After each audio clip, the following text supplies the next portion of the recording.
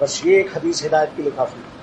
حضرت عمر رضی اللہ تعالیٰ عنہ خلیفہ تھے اور کیسی 10.5 سال خلافت کی، اور ان کی سلطنتیں کہاں سے کہاں تک پھیلی تھی، مگر انگوٹھی پر لکھا ہوا تھا کفا بالموت واعظا، ہدایت کے لیے موت کافی ہے۔ یہ حدیث اپنی انگوٹھی پر لکھا کر فرمان خلافت پر جب وہ دستخط کرتے تھے تو وہی مہر لگاتے تھے، کفا بالموت واعظا، موت کا دھیان ہدایت کے لیے کافی۔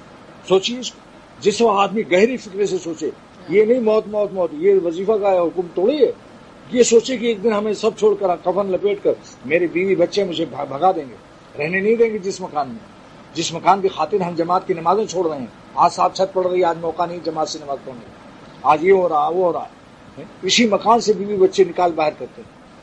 اپنے پیاروں کو بھی آدمی دفن کر دیتا اور مٹی ڈال دیتا، بس سب سے بڑا ہدایت کا ہی ذریعہ۔ انشاءاللہ اس کو بار بار سوچے اور اچھی صحبت میں جائے، صالحین کی صحبت میں، تو آہستہ آہستہ دل بدلنے لگتا۔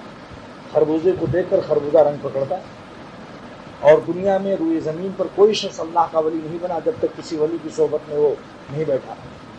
کوئی شخص کتاب پڑھ کر ولی اللہ نہیں ہوا، یہ تاریخ نوٹ کر لیجیے، ہمیں پیش کیجیے کوئی شہادت۔ جتنے دنیا میں اولیاء اللہ ہوئے ہیں وہ سب پہلے کسی ولی کی صحبت سے ہوئے ہیں، اور دنیا میں جتنے ڈاکٹر ہوئے ہیں پہلے، چاہے میڈیکل کالج کی سرٹیفکیٹ بھی لے لیں، لیکن کسی پرانے ڈاکٹر کے ساتھ پہلے بیٹھے ہیں۔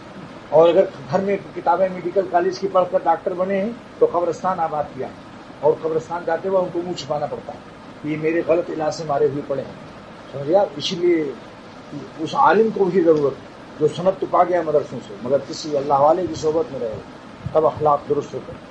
تو دنیا میں ایک دفعہ آنا ہے، دوبارہ آنا بھی نہیں، سوچیے اس کو ذرا۔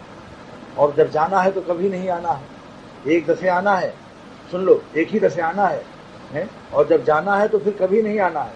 لہذا سوچو، حضرت سفیان ثوری رحمۃ اللہ علیہ تابعی ہیں، صحابہ کو دیکھے ہوئے ہیں، ان سے کسی نے کہا صاحب لمبا واز نہیں چاہیے، ہمیں ایسی نصیحت کیجیے جو آدھے سیکنڈ میں ہو جائے، 1 سیکنڈ کا واز سنائیے، اور ہمیں ساری زندگی کے لیے وہ کافی ہے۔ دیکھیے حضرت سفیان ثوری رحمۃ اللہ علیہ، اچھا میں اتنا مختصر واز کہتا ہوں کہ شاید تم نے اتنا مختصر واز نہیں سنا ہوگا، لیکن تمہاری ساری زندگی کے لیے کافی ہے۔ دنیا کے لیے اب دیکھو ان کا واز، دنیا کے لیے اتنی محنت کرو جتنا دنیا میں رہنا ہے، آخرت کے لیے اتنی محنت کرو جتنا آخرت میں رہنا ہے، بس واز ختم۔